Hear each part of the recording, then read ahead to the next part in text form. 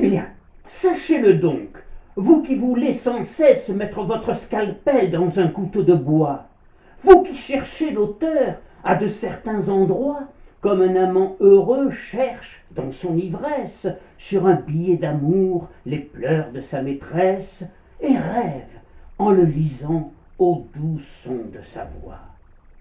Sachez-le, c'est le cœur qui parle et qui soupire lorsque la main écrit. C'est le cœur qui se fond, c'est le cœur qui s'étend, se découvre et respire comme un gai pèlerin sur le sommet d'un mont. Bonjour.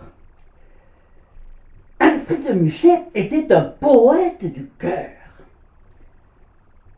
À 14 ans, il écrivit ses premiers poèmes, et à 20, ses vers, mais aussi son physique et son charme, séduisaient tous ceux qui l'approchaient. Il était si beau, spirituel, intelligent, charmeur, écrivit George Sand à propos d'Alfred de Musset. Nous étions si heureux ensemble. Nous nous promenions dans les cimetières au coucher du soleil. Nous rêvions de nous suicider ensemble et nous mangions avec ravissement des fraises à la crème dans un crâne humain. Puis, nous partîmes pour Venise où il tomba malade. Une fièvre typhoïde le mit à 2 doigts de la mort. Ce ne fut pas seulement le respect dû à un beau génie qui m'inspira pour lui une grande sollicitude et qui me donna, à moi, très malade aussi, des forces inattendues. C'était aussi les côtés charmants de son caractère et les souffrances morales que certaines luttes entre son cœur et son imagination créaient sans cesse à cette organisation de poète. Je passai 17 jours à son chevet dans une chambre de l'hôtel d'Agnelli, sans prendre une heure de repos sur 24 heures. Sa convalescence dura à peu près autant. Puis, quand il se sentit mieux, mon gamin d'Alfred s'offusqua de trouver entre nous ce cher docteur Pagello. Oh, j'eus beau lui affirmer que c'était une coutume du pays, il n'en crut rien et repartit pour Paris. C'est dans ces premiers mois de 1833 que le jeune poète Alfred de Musset fit la connaissance de George Sand, déjà célèbre par ses premiers romans. Elle avait 6 ans de plus que lui.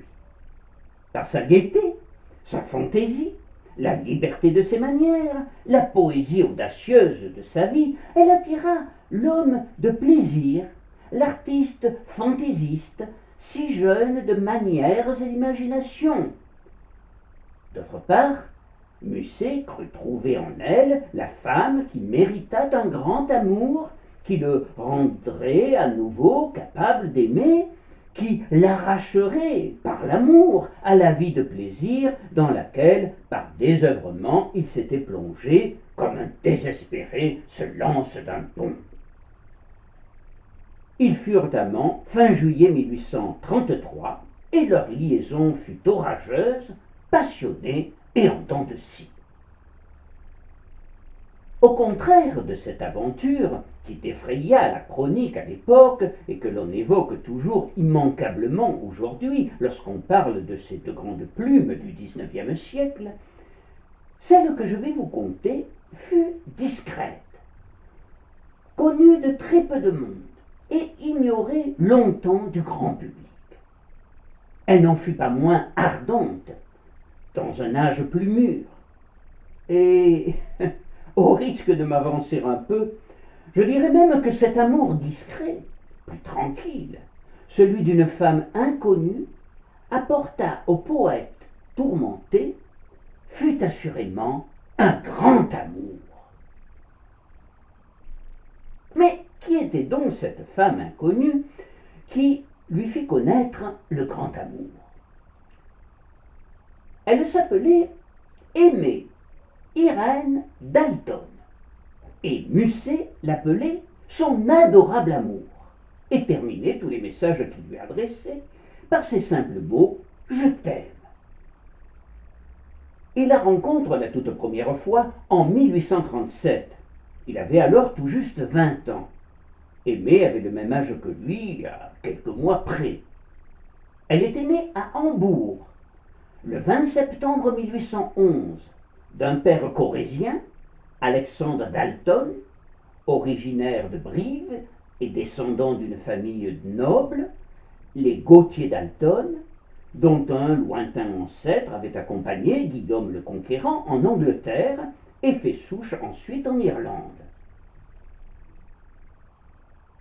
Alexandre Dalton fut aide de camp du général Hoche et poursuivit une brillante carrière qu'il termina comme général de brigade et baron d'Empire, avant d'être promu, sous la Restauration, maréchal de camp au corps d'état-major et de se voir décerner le titre de comte.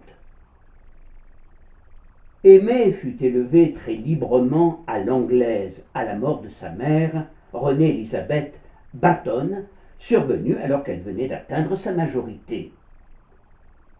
Très séduisante, avec ses cheveux blonds séparés en 2 grappes, ses yeux d'un bleu très tendre, son petit nez futé, sa bouche mutine, son long cou flexible, elle était de surcroît intelligente et fort spirituelle.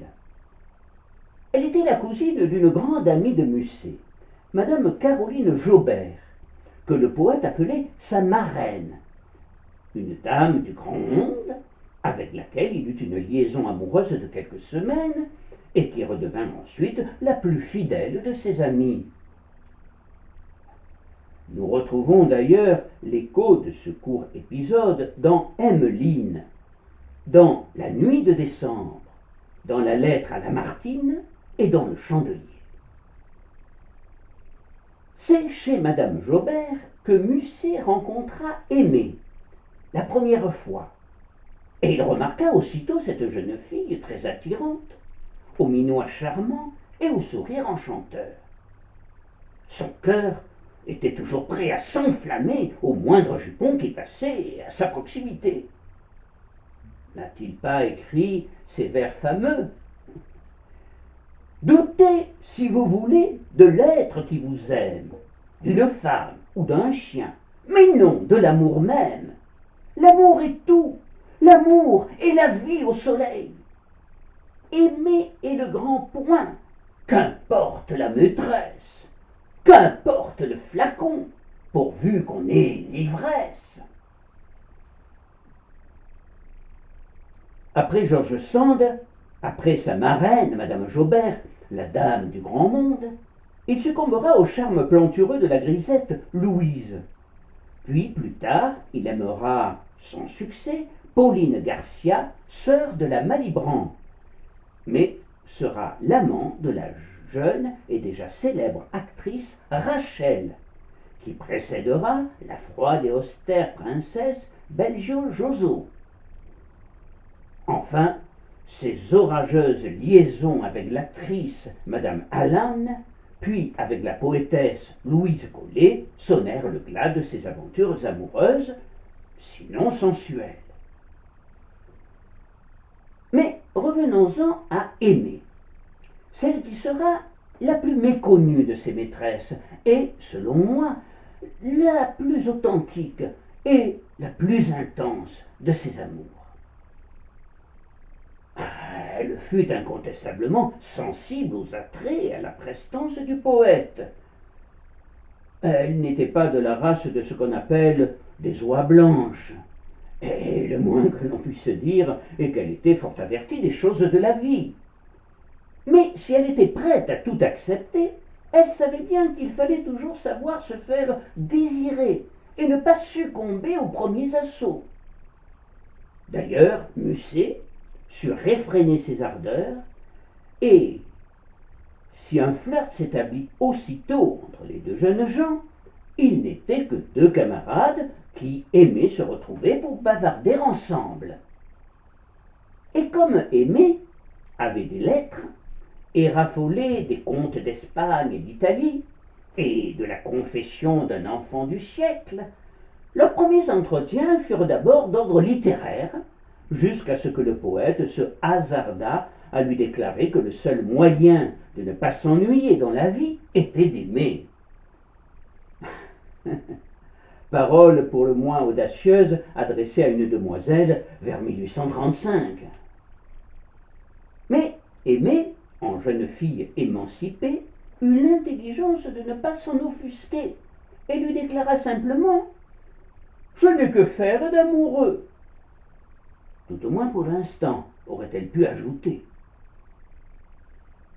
En tout cas, la glace était rompue, et quelques jours plus tard, un soir où elle partait chez sa cousine, la tête enveloppée d'un capuchon blanc, sous lequel son visage rose était particulièrement ravissant, Alfred se sentit fondre et le lui dit à travers un madrigal. « Charmant petit moignillon blanc, je suis un pauvre mendiant. Charmant petit moignillon rose, je vous demande peu de choses. Accordez-moi-le poliment, charmant petit moignillon blanc, un compliment sur ta mantille et des bonbons à la vanille. » Aimée fut, semble-t-il, un peu déçue par celui-ci. Elle s'attendait à mieux. Mais les poètes, dit-on, sont souvent paresseux, et il faut les bousculer un tantinet si l'on veut qu'ils produisent davantage. C'est ce que se dit alors Aimée, qui offrit à son nouvel ami une petite plume dans une jolie boîte de santal. Car Alfred pensait plus à ce moment-là à s'amuser et à jeter l'argent par les fenêtres qu'à écrire des poèmes. Et puis, un jour de mars 1837, Aimée lui adressa un ravissant petit coffret renfermant une bourse en filet qui contenait un petit billet sur lequel elle avait écrit « Ne dépense pas trop légèrement ce que je renferme. Quand tu sortiras de chez moi, charge-moi d'une pièce d'or. C'est assez pour un jour, et s'il t'en reste le soir quelque chose, si peu que ce soit, tu trouveras un pauvre qui t'en remercia, et les muses qui te le rendront. »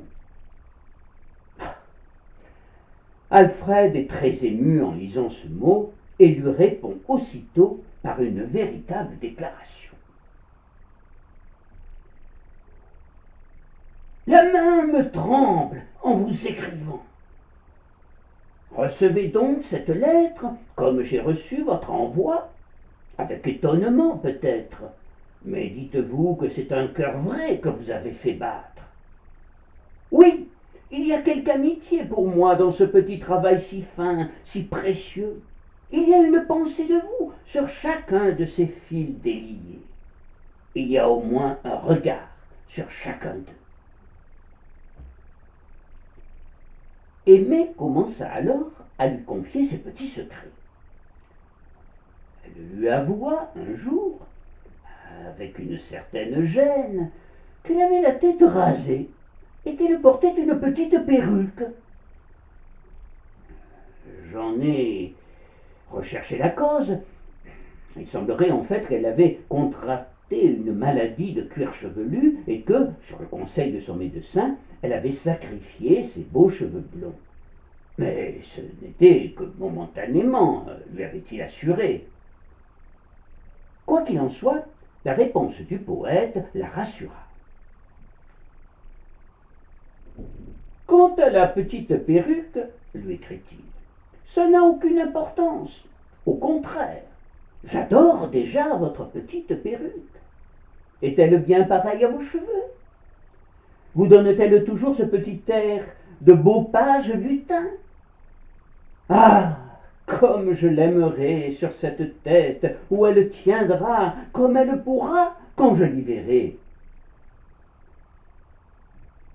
Aimée se trouvant obligée, pour des questions familiales, de quitter Paris pour Chalon-sur-Marne, une correspondance assidue commença à s'échanger entre les deux jeunes gens.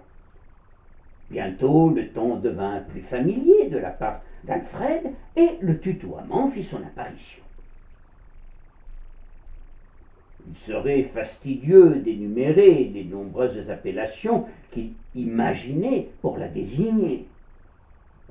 Je n'en citerai donc que quelques-unes qui vous donneront une petite idée de l'étendue de la panoplie qu'il utilisait et de ses innombrables déclinaisons.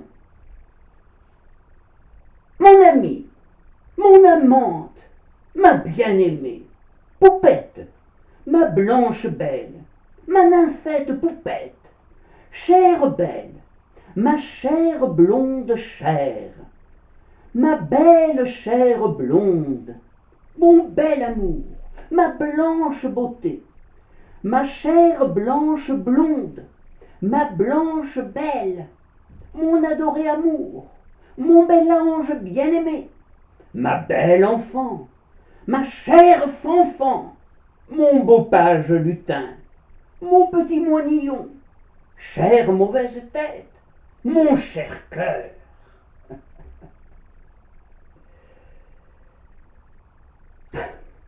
Comme il devait être envoyé à Madrid comme attaché d'ambassade, il lui expliqua qu'il refusait de partir car il ne voulait absolument pas se séparer d'elle. Sous des propos apparemment anodins, Aimé devina son empressement de franchir les étapes, ce qui l'inquiéta un tantinet, puisqu'au dos de l'une de ses lettres, encore plus pressante que les autres, elle écrivit: Le moinillon fut effrayé, trouva que le poète allait trop vite et se donnait trop de liberté, puisqu'elle lui rétorqua avec humour: J'ai lu dans quelque endroit que l'on ne doit pas vendre la peau de l'ours avant qu'on ne l'ait mis par terre. Elle le supplia ensuite de ne pas renoncer pour elle à un poste diplomatique éminent. Alfred lui répondit le 10 avril pour lui déclarer qu'un poste qu'on lui proposait, pour important qu'il fût, représentait fort peu de choses par rapport à leur formidable amitié, et la correspondance se poursuivit sur un ton de plus en plus libertin de la part d'Alfred. Parfois, elle semblait irritée par ses propos à la limite de la décence, puisque dans l'une de ses lettres, il s'en excuse presque, revenant même au vouvoiement. Je n'ose plus revenir sur ce qui n'a pas paru vous plaire, mais je sens en vous une si belle nature, tant de qualités et tant de trésors, qu'il me désolerait de voir votre esprit céder au penchant qui nous porte quelquefois à chercher le mal. En fait, Aimé a de plus en plus hâte de céder aux pressantes sollicitations de son amoureux, même si elle semble s'en défendre. Lui est fou de joie lorsqu'elle lui apprend quelques jours plus tard qu'elle rentre à Paris et lui annonce même sa visite à son domicile. Alfred lui répond en l'appelant « Ma belle maîtresse » et en espérant qu'elle le serait très bientôt, et ses propos sont pour le moins explicites. « Je t'aime, je t'aime, je t'aime. Oui, certainement ton idée me plaît, puisqu'elle te plaît. Mais tu sais peut-être que je demeure avec ma mère. Et c'est bien incommode. Et il faut traverser la salle à manger pour entrer dans ma chambre. L'appartement n'est pas bien grand. Il y a dedans une mère, une sœur, un frère et 3 domestiques. As-tu peur, beau chérubin? Je me dépêche de te rassurer. Je suis à vos dès l'aube, me dis-tu. À ce mot, j'ai sauté de joie. Plus de danger, plus de difficultés. Si tu peux venir entre 7 et 8 heures du matin, mais c'est de bonne heure peut-être. Qu'importe en effet l'horaire assez insolite. Elle a aussi hâte que lui de conclure. Il lui communique précisément tous les renseignements pour arriver à son appartement rue de Grenelle, lui conseillant même de laisser un bon pourboire au cocher du fiacre, afin qu'il la conduise au mieux. Son exaltation monte alors au zénith. Je ne sais, ange, ce qu'il adviendra de notre amour, mais je ne crois pas que le bonheur soit jamais parvenu sous de plus heureux auspices. Je voudrais ne pas parler, ne pas sentir jusqu'à samedi, ou dormir jusque-là en rêvant de toi et me réveiller pour aller à la fenêtre t'attendre. Le fiacre s'arrête, je te vois descendre, arriver à petits pas, cherchant la porte dans la cour. Je cours à toi, je te prends la main, nous montons en silence. Tout dort. La porte est enfin fermée derrière nous. Ô ma nymphe, mon aimé bien-aimé, quel moment! C'est le jour de nos noces. Là, mon imagination s'arrête. Je ne cherche rien, je ne tente de ne rien prévoir. Je ne puis essayer de deviner si mon bonheur, ni ta beauté, ni le premier mot que tu diras, mais le premier baiser, je le devine. Je le sens déjà, il me brûle, il me traverse le cœur.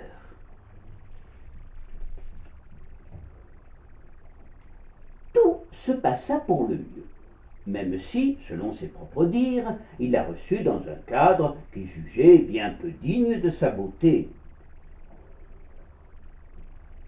Il ne faut jurer de rien, pour reprendre le titre d'une comédie que Musset écrira en 1836, mais je crois pouvoir affirmer, sans prendre trop de risques, que leur union physique, ce samedi 22 avril 1837, fut totale. Dès lors, leur correspondance s'interrompt, et ceci pendant plusieurs semaines. Il faut dire qu'ils avaient désormais mieux à faire qu'à s'écrire, et comme dans On ne badine pas avec l'amour, autre pièce de théâtre de Musset, les deux amants se consacrent alors entièrement à leur amour. Ce n'est que le 9 juin, 3 jours après qu'elle soit retournée à Châlons, qu'il lui écrira de nouveau. Je te vois sans cesse dans ma chambre avec cette blouse et ces petits brodequins. Tu es belle comme le jour, ma belle aimée.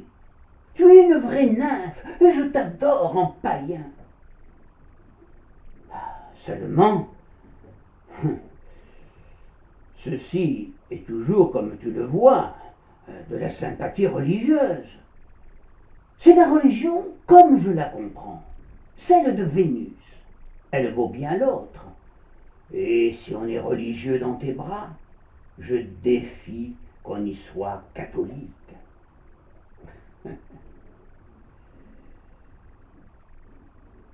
Durant cette période, le bonheur de Musset fut complet, et il retrouva le goût du travail. Toutes ces nouvelles, écrites alors, en apportent la preuve, depuis Emmeline jusqu'à Croisille, ou à la merveilleuse et remarquable poésie qu'il intitula L'espoir en Dieu. Aimé à Châlons, Alfred à Paris, cette séparation, après des semaines de bonheur et d'exaltation, allait amener de nouvelles lettres passionnées, mais qui s'inspirent plus du passé et des souvenirs que d'espérance. Aimé lui dévoila un sentiment qu'il ignorait de sa personnalité, la jalousie. Elle semblait en effet redouter le retour dans la vie du poète de ses anciennes amours, de ses anciennes maîtresses.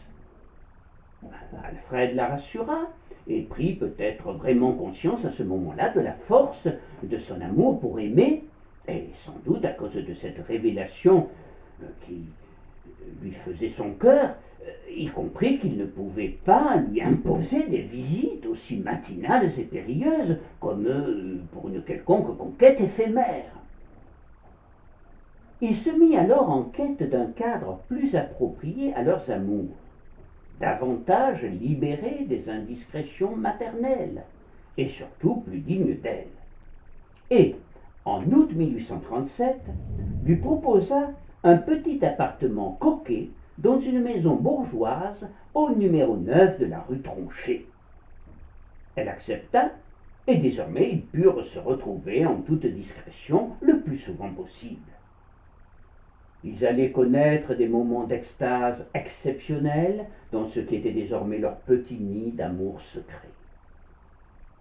De temps en temps, toutefois, ils le quittaient pour de longues promenades dans les jardins des Tuileries ou au jardin des Plantes, mais rien ne pouvait faire penser à ceux qui les croisaient qu'une profonde affection liait ce couple si discret.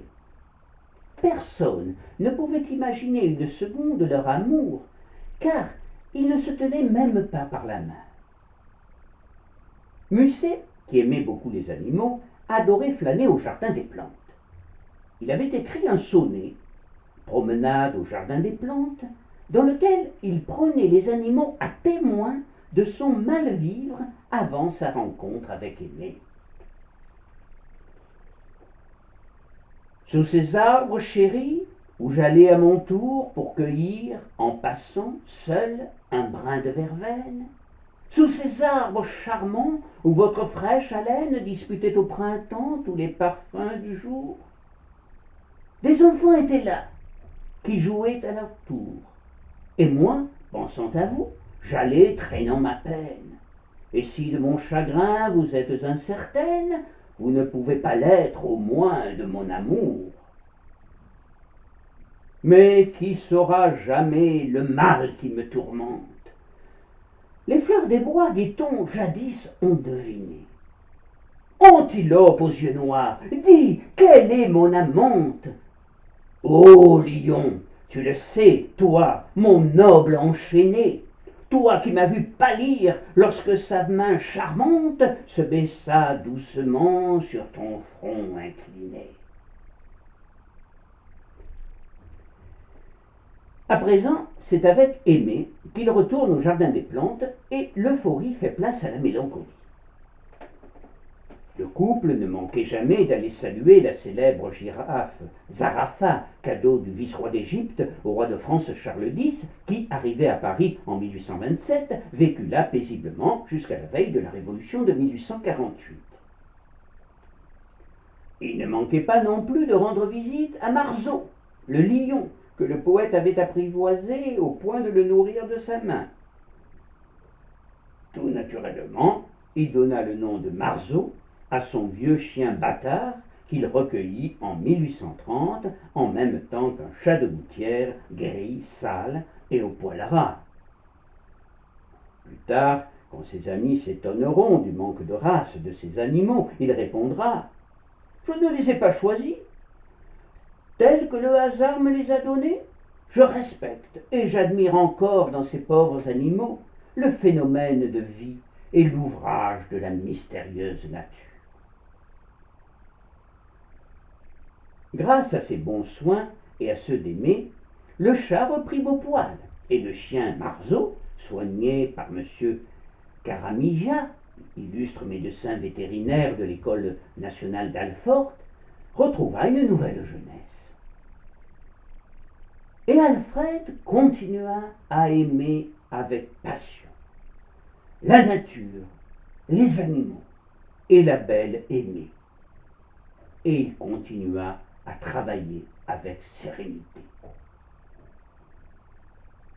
Pendant les 2 années 1837 et 1838, écrit son frère Paul, Alfred travailla sans fièvre, sans surexcitation, toujours sous l'inspiration de son cœur, car elle ne pouvait lui venir d'autre part, mais d'un cœur plus libre et plus joyeux.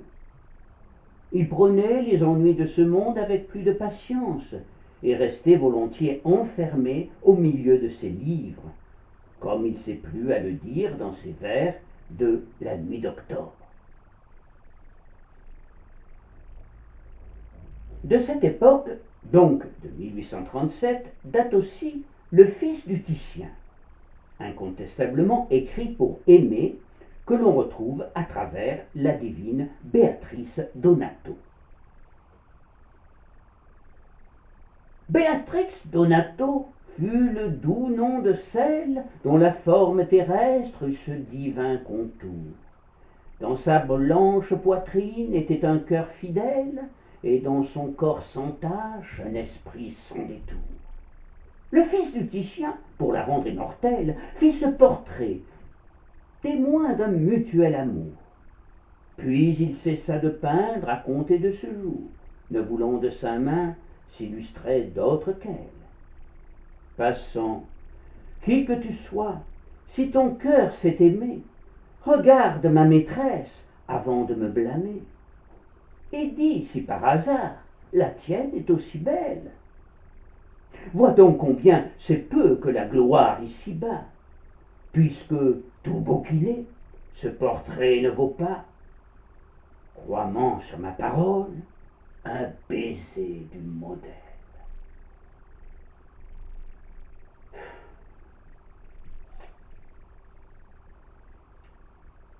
Toutefois, Aimé se rendit compte bientôt qu'Alfred, tout en lui rendant de fréquentes visites et en travaillant sur ses nouvelles et ses recueils de poésie, fréquentait toujours les salles de jeu et les tripots, et n'avait pas renoncé à ses funestes habitudes, les filles et l'alcool, qui le conduisaient à cette sorte d'épilepsie intellectuelle que constatait déjà George Sand 10 ans plus tôt.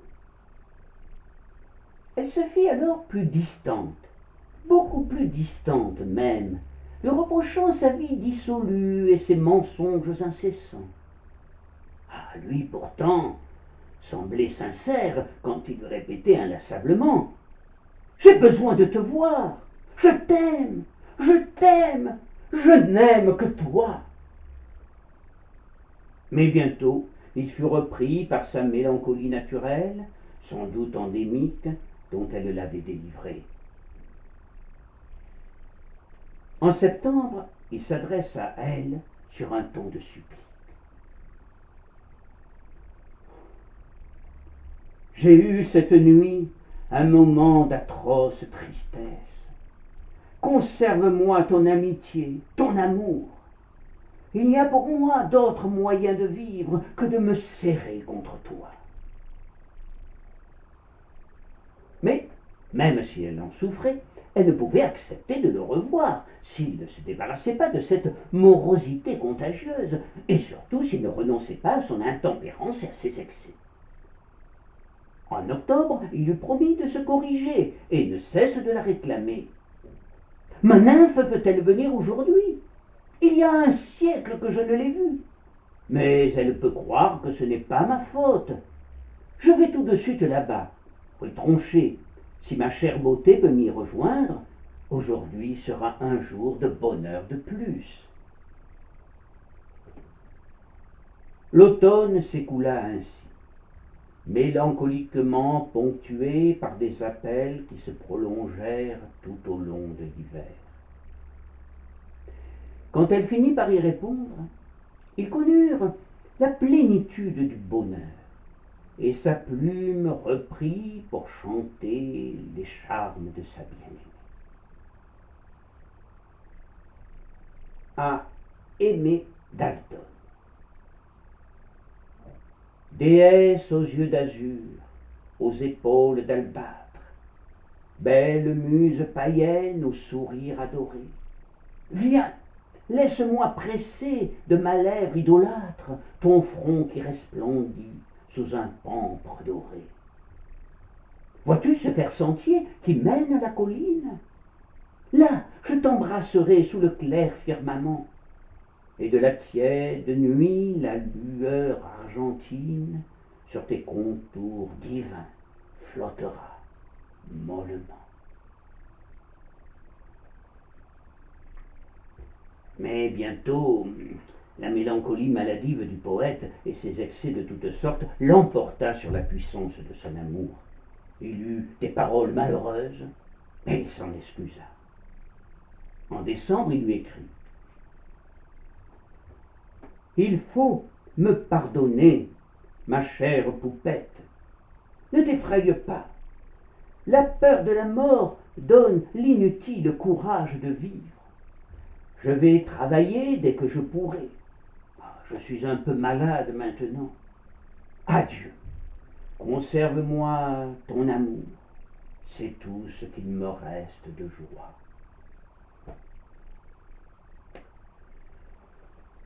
Elle lui pardonnera, mais elle ne pouvait plus croire en lui.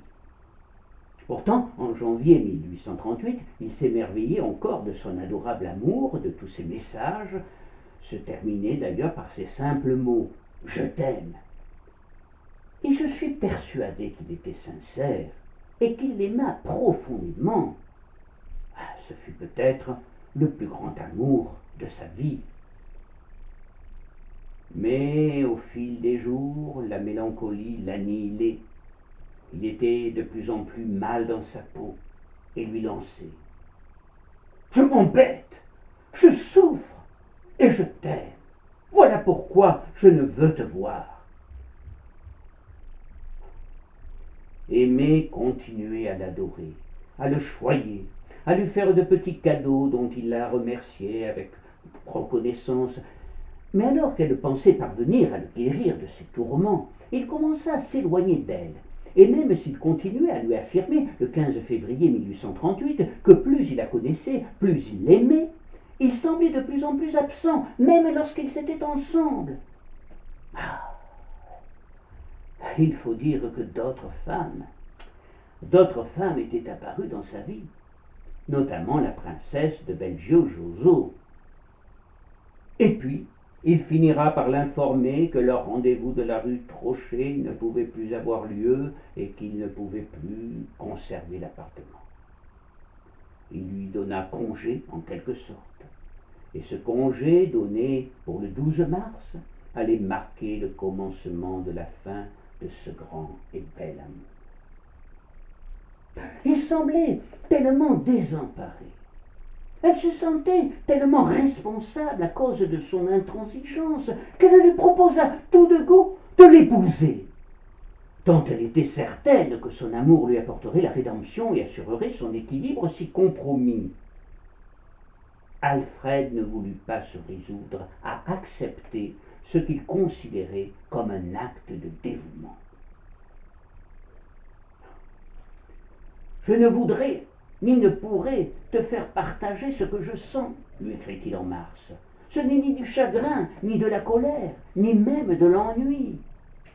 Mon cœur s'en va.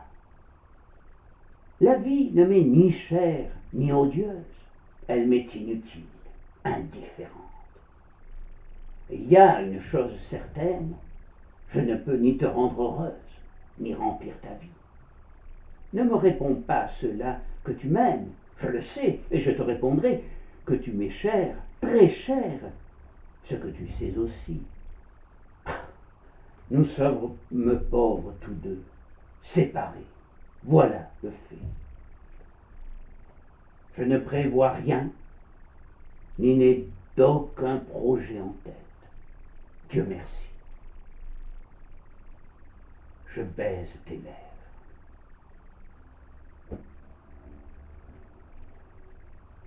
Aimée insistera parce qu'elle se rendait compte de la situation de détresse dans laquelle se trouvait Alfred et que, par son amour, elle avait confiance qu'elle pouvait encore le sauver.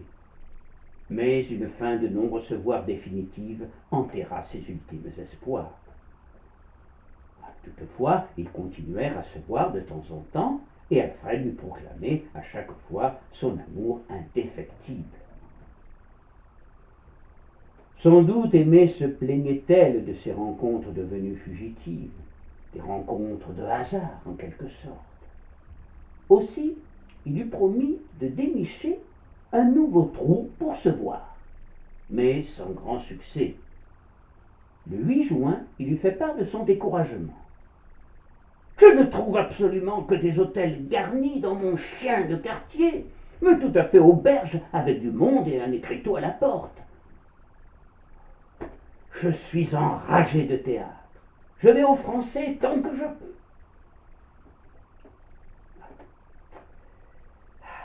Il faut souligner que Rachel, la grande Rachel, venait de rentrer dans sa vie. Finalement, le départ de Paris de Madame Musset-Mère en juillet leur permit de retrouver un nouvel asile dans son appartement de la rue de Grenelle. C'est avec enthousiasme qu'il l'informa de cette bonne fortune, lui déclarant qu'il l'attendait à toute heure, dès à présent.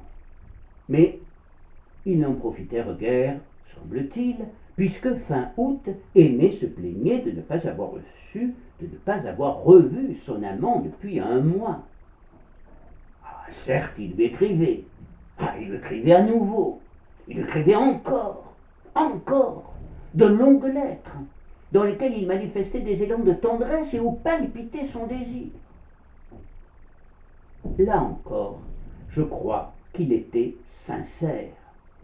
Mais lui, d'ordinaire plutôt paresseux, Dieu sait qu'Aimé le poussait toujours à écrire, s'était lancé dans le théâtre et travaillait sur une tragédie, ce qui lui prenait tout son temps, lui assurait-il, une tragédie qu'il souhaitait voir jouée par Mademoiselle Rachel. Ah, Mademoiselle Rachel, voilà pour Aimé la remplaçante. Mais à ce moment-là, elle l'ignore encore. Et lui aussi l'ignore, sans doute, puisqu'elle n'hésite pas à lui écrire « Je me meurs de toi ». Toute la vie d'Alfred de Musset s'est écoulée dans une atmosphère bien particulière de découragement et d'enthousiasme, de mélancolie et d'exaltation. Il n'a travaillé que selon sa fantaisie, suivant l'inspiration qui le sollicitait, sans aucun plan établi. La bonne marraine, Caroline Jaubert, ne l'avait-elle pas baptisé du nom de Prince Phosphore du cœur volant?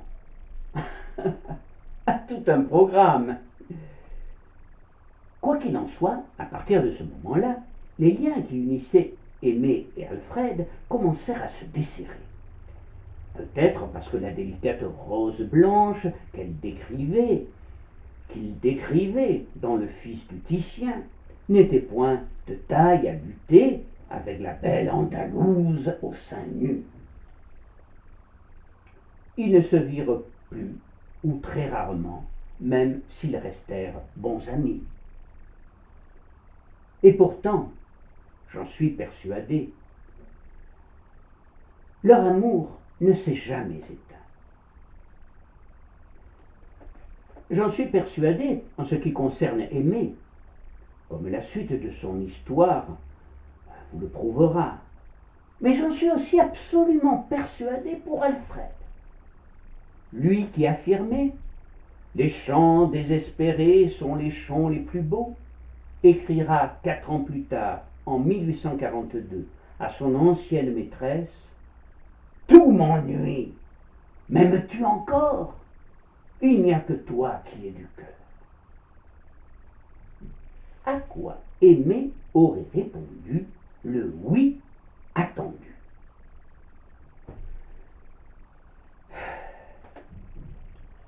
Mais le temps avait fait son œuvre. Aimé Dalton quitta la capitale. Curieusement, on peut remarquer que la grande production lyrique d'Alfred de Musset se terminera à la fin de l'année 1838, lorsque se terminera sa belle aventure avec Aimé. Il a alors 28 ans. Il vivra encore 20 ans. La plupart des pièces postérieures à cette date seront des œuvres courtes et légères. Musset va désormais écrire de plus en plus ses œuvres hâtivement, pressé par le besoin d'argent. Il y reste fort classique, malgré sa répugnance à l'égard des nécessités de l'affabulation. Il a donné là des œuvres qui prouvent simplement qu'il joignait au génie le talent. On a réuni sous le nom de mélange de littérature et de critique divers écrits en prose, parfois fort intéressants.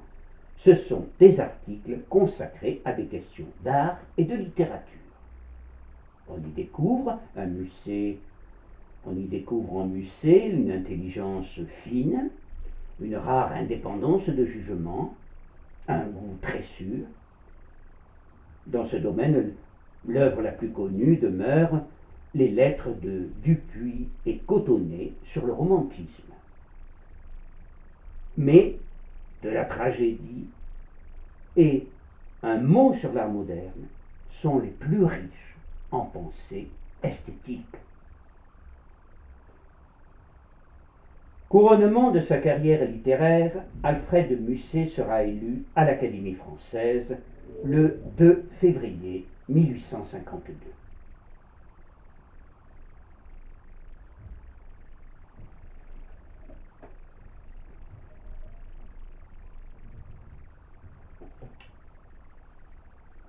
Au mois de mai 1857,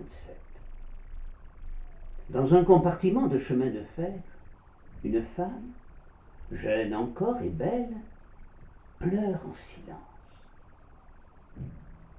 Un voyageur s'informe de la cause de ses larmes et l'inconnu répondit: Monsieur, vous ne savez pas, Alfred de Musset est mort. Aimé Dalton pleurait ainsi le seul, l'unique amour de sa vie. Alfred de Musset était mort le 2 mai, à 30 ans, épuisé par l'alcoolisme et une maladie de cœur, laissant lui, le paresseux, une œuvre considérable. L'étonnant dans son cas est que le meilleur et le plus profond de cette œuvre a été écrit entre 19 et 28 ans. On ne peut que s'étonner de la précocité non seulement de son talent de poète, mais surtout de sa connaissance de l'homme. Il reste, par son éloquence, sa chaleur, sa sensibilité, celui de nos poètes romantiques qui parlent le plus directement au cœur, un des plus modernes, malgré l'imperfection de la forme, par le drame moral et intellectuel qu'il a vécu. Son théâtre, longtemps méconnu, a trouvé au XXe siècle une audience considérable et presque unique.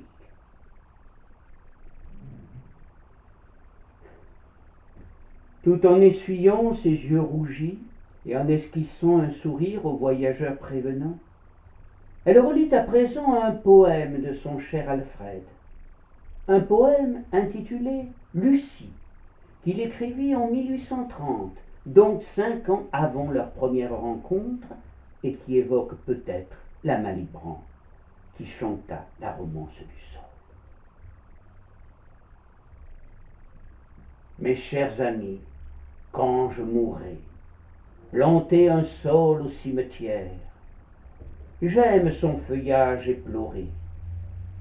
La pâleur m'en est douce et chère, et son ombre sera légère à la terre où je dormirai.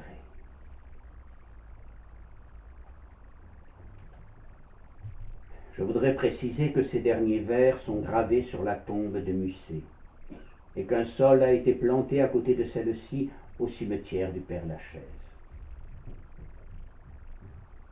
Sitôt arrivé à Paris, Aimé alla directement à la gare, de la gare au cimetière, où j'imagine qu'elle dut pleurer beaucoup, qu'elle dut pleurer longtemps, agenouillée devant la tombe de celui qu'elle avait tant aimé, de celui qui fut le seul amour de sa vie.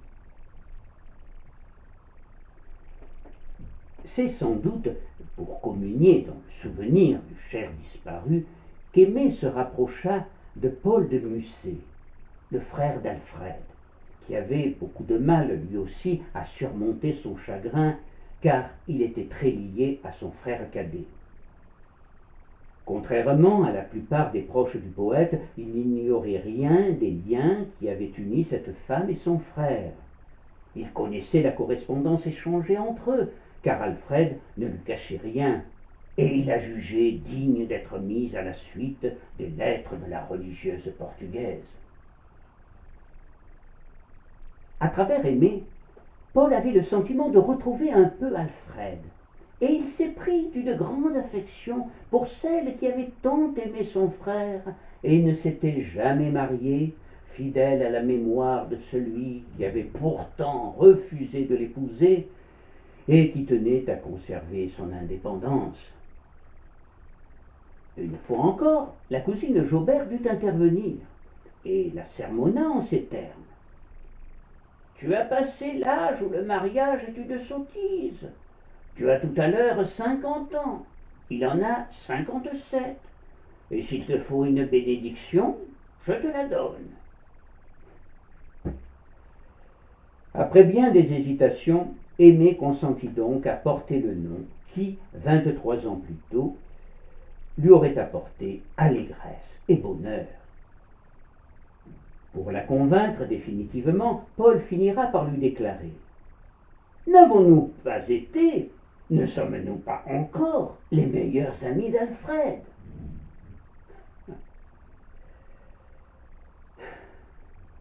C'est ainsi que la maîtresse du poète devint, le 23 mai 1861, Madame Paul de Musset. Devenue veuve quelques années plus tard, elle ne laissa à personne le soin de défendre ceux qu'elle appelait « mes Musset, mes pauvres morts ». N'ayant aucune descendance personnelle, elle tint à assurer l'existence matérielle de l'enfant qu'avait eu son époux et dont elle ne connut l'existence qu'à la mort de celui-ci. La rente viagère qu'elle lui laissa devait faire retour, après la mort du bénéficiaire, au ministère de l'Instruction publique et des Beaux-Arts pour assurer l'édification dans le jardin du Luxembourg d'un monument à la gloire de Alfred et de Paul. Et nous en arrivons à l'épilogue de cette histoire qui n'est nullement romancée.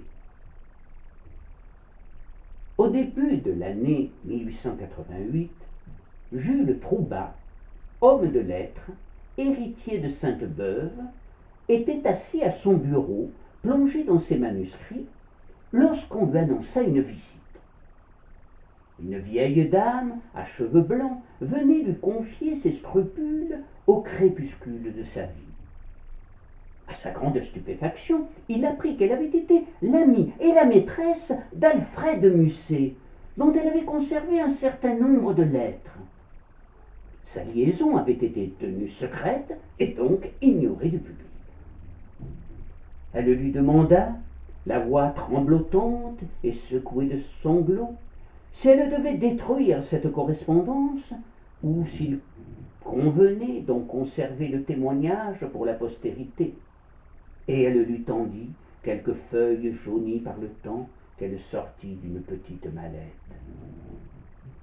Jules Troubat commença à lire avec une intense émotion ces lignes étonnantes évoquant des sentiments beaux et forts. Il la persuada aussitôt de renfermer ces précieuses reliques dans un coffret qu'il se chargerait de déposer de façon anonyme à la Bibliothèque nationale en stipulant qu'il ne serait pris connaissance de son contenu qu'après 30 ans. La vieille dame repartit, visiblement soulagée, et fit ce que lui conseillait Jules Troubat. Puis elle se retira dans le couvent des dames de l'Espérance de Clichy, où elle s'éteindra à l'âge de 80 ans, le 30 novembre 1891. Ce n'est qu'en 1910 que, respectant la requête d'Aimé, les 79 lettres d'Alfred Musset furent révélées au public. Mais, aujourd'hui encore, l'existence même d'Aimé reste malheureusement ignorée de la plupart des gens. Au Père-Lachaise, 2 tombes, à seulement quelques mètres l'une de l'autre, renferment ce singulier trio. Aimé, Paul et Alfred. Et voyez-vous, je trouve regrettable et un peu triste qu'ils n'aient pas été réunis dans l'éternité comme il avait été si étroitement durant leur passage en ce monde.